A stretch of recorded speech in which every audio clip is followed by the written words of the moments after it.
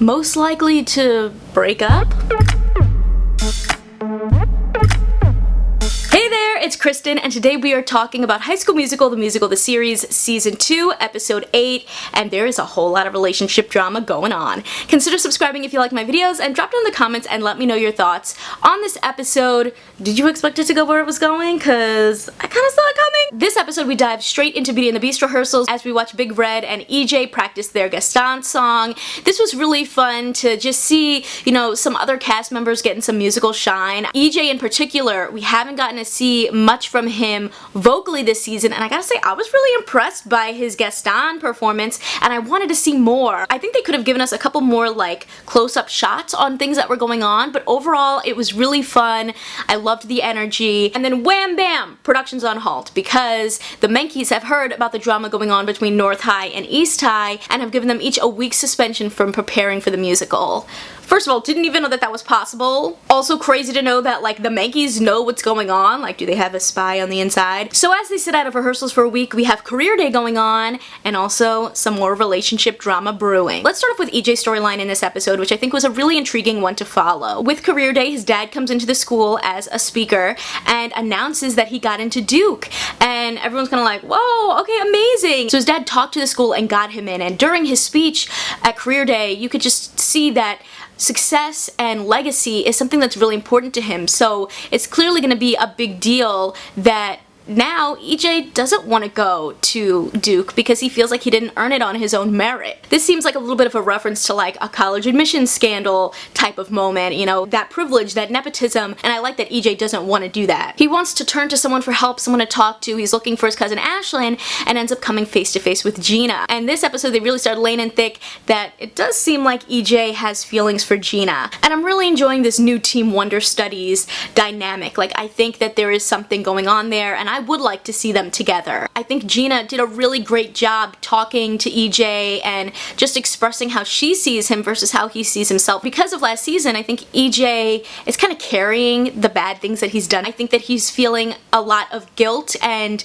Gina is kind of showing him that he needs to forgive himself, that yeah, he might have done a couple of bad things, but at the core, he's a good guy who's always trying to be better. And I really loved that whole conversation that they had, and I thought it was really powerful. EJ's heart is in the right place, and I think we even did see that towards the end of last season. And this season, it really seems like EJ is growing up more, trying to figure out what he likes, what he wants to do with his future. And I'm telling you, I could see him ending up going to Caltech for some kind of filmmaking or AV adjacent related major, and maybe following in the footsteps of someone like Mr. Mazzara. Speaking of Mr. Mazzara, oh man, there was a really cute moment between him and Miss Jen in this episode. He's helping her with a local coffee commercial audition. He is just so good at what he does, and you can tell that like it's because he's good at his job, but also because he really cares about Miss Jen, the way that he kind of makes her comfortable and captures her audition. And when he's emailing her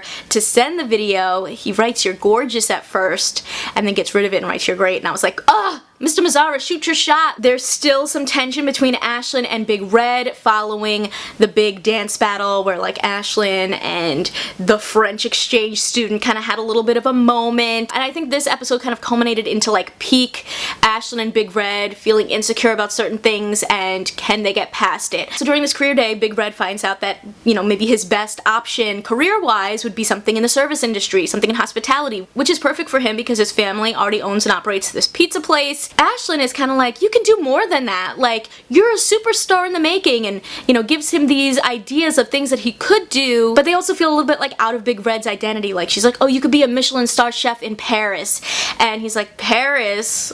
The French exchange student? Like, is that what you're hinting at? Sorry if I'm not living up to your standards. Like, I know you're gonna be a big superstar, but maybe this is the kind of life that I want, is to, you know, work at my family's pizza place. I think so often in shows and movies you kind of see like the kid is trying to break out of the family business. They don't want that. They want something bigger and better for themselves. And I loved that they were showing that Big Red is happy being with his family and friends and potentially taking on the family business in the future. Like, that's something that is a goal for him that he loves doing and wants to do, as well as be with Ashlyn. And he doesn't have to, you know, shoot for the moon and, you know, go for superstar stardom because that's just not what he's interested in. Honestly, I would love a Slices t-shirt. They're so cute. The rainbow, the slices, like I want one. And speaking of slices, we gotta talk about Courtney and Howie. I really like that we got to see Courtney's mom in this episode, and she's kind of like her therapist, so to speak, or like just her confidant, that person that she goes to. I loved seeing that her and her mom have such a strong relationship that she can turn to her for advice. I think a lot of times in like teen-centric stories,